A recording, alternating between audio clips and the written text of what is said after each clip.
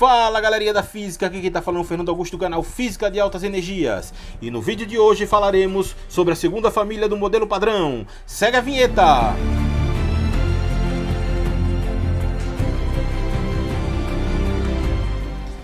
Galerinha, a segunda família do modelo padrão, ela veio dar sentido ao nome do modelo em questão.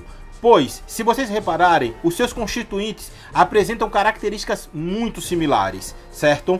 O Quark Up e o Quark Charm, ambos são férmios, possuem spin meio e possuem a mesma carga, cerca de 2/3. O mesmo vale para o Quark Down e para o Quark Strange. Possuem cargas menos 1/3 e mesmo spin também meio. O Muon tem características iguais à do elétron, com uma carga menos 1, porém uma massa muito maior.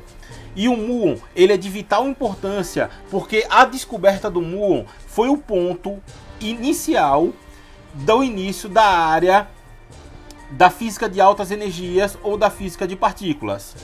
Então você imagine eventos cósmicos gigantescos liberando centenas de trilhões de partículas pelo universo. Essas partículas viajam e chegam à atmosfera da Terra.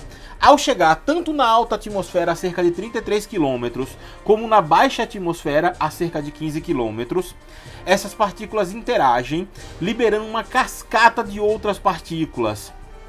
Entre essas partículas se encontra o Muon e a sua antipartícula, o anti-Muon. Esse Muon, ele tem uma vida muito curta e ele pode decair liberando o elétron, o neutrino e o neutrino do Muon. Nós não vamos falar sobre sabores de neutrino até o momento. O mesmo vale para o anti-Muon. Ele decai liberando o pósitron e o neutrino do Muon.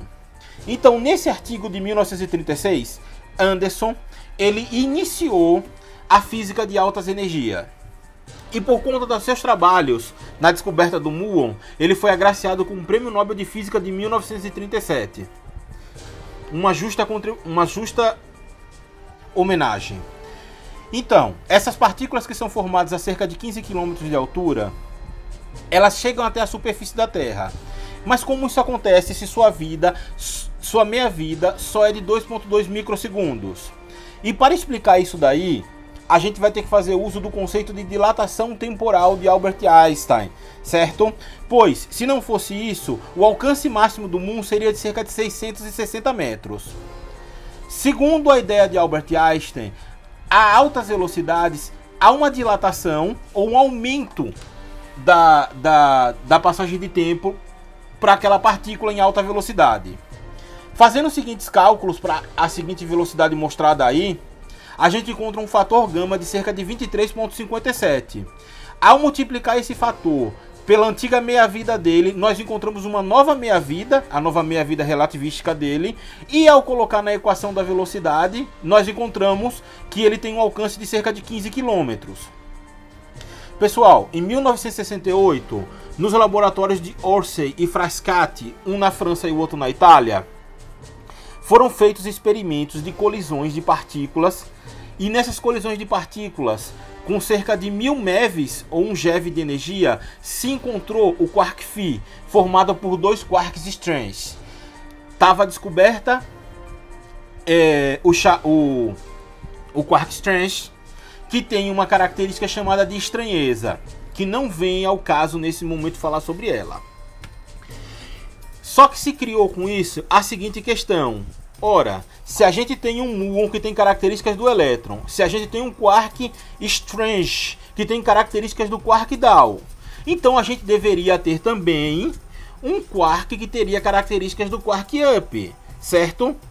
Só que até aquele momento não havia sido descoberto isso. Então se postulou a existência de um lepton, certo? Que seria formado pelos Quark Charms e Anti-Charms. E se começou uma corrida para chegar a esses quarks. Vários laboratórios tentaram chegar a isso, inclusive o laboratório de Orsay e Frascati. Mas vale ressaltar que as energias de Orsay e Frascati eram muito baixas para isso, certo? Eles até elevaram essa energia, mas ainda foi insuficiente. Uma coisa que ficou faltando, talvez, foi justamente os teóricos estipularem a provável massa dele. Em paralelo a Rich e Burt, Samuel Ting, na Universidade de Brooklyn, Nova York, estava produzindo experimentos no qual ele colizia mesons com núcleos de prótons e esses daí liberavam certas quantidades de partículas. Ele fez um que a gente chama de corte, uma energia mínima, e a partir dessa energia mínima ele começou a fazer um plot. Esse plot começou a acumular na medida de quando o experimento era feito. Esse acúmulo deu exatamente a massa do JPC que havia sido encontrado no experimento paralelo nos outros laboratórios. E esse padrão de plot é o padrão que nós usamos até hoje, como vocês podem ver nesse exemplo que eu coloquei, que eu utilizei na minha tese de doutorado. Os trabalhos de Rich e Ting parabenizaram ambos com os prêmios Nobel de Física de 1975. E eles colocaram aí um novo padrão de como deveria ser o trabalho da física de altas energias. Por fim, se descobriu e se estipulou que a massa do quark-charme ela giraria em torno de 1265 MeV. Outra coisa, também se mediu que a totalidade do meson psi da sua massa não viria das contribuições dos quark-charmes, da mesma maneira que o pion ela faz com os quarks up e down. Então, continua valendo aquela mesma ideia de que a maior parte da massa das partículas ela vem da energia cinética e da interação dos campos de gluons do mesmo.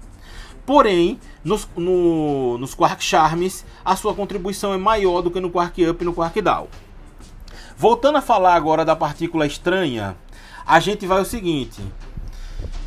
Físicos, ao analisar a partícula estranha, proporam que, forjada no início no Big Bang e hoje habitando o núcleo de estrelas de nêutrons, poderia existir uma partícula que de tão terrível, ela poderia simplesmente destruir toda a estrutura do universo assim como conhecemos. O nome dessa partícula é Strangelet e ela tem a terrível capacidade de, ao tocar, transformar tudo em mais e mais Strangelet. E essa transformação seria uma transformação instantânea. O Hyperon seria um exemplo de Strangelet, certo? Só que com a seguinte questão: para formar essa partícula seria necessário núcleos de estrelas de nêutrons, onde a densidade é gigantesca.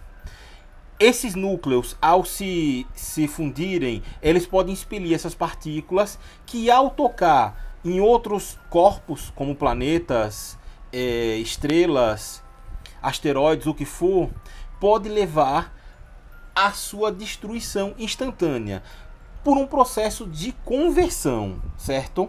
Então você pode estar um dia fazendo as suas coisas e simplesmente desaparecer. Só que o seguinte, o Strangelet, ele não pode ser simplesmente formado aqui na Terra. Então não há risco de fazer como, por exemplo, no LHC. É necessário que haja realmente a explosão de estrelas de nêutrons, a colisão, como nós já medimos anteriormente, e esse libera essas partículas. Contudo, ao observar o universo, jamais encontramos uma estrela formada de matéria estranha. Então, por enquanto, apesar da alta probabilidade, é só uma teoria. Agora imagine que um dia você está aqui e em um estalar de dedos, tudo desaparece. Pessoal, esse foi o vídeo de hoje. No próximo vídeo falaremos sobre a terceira família.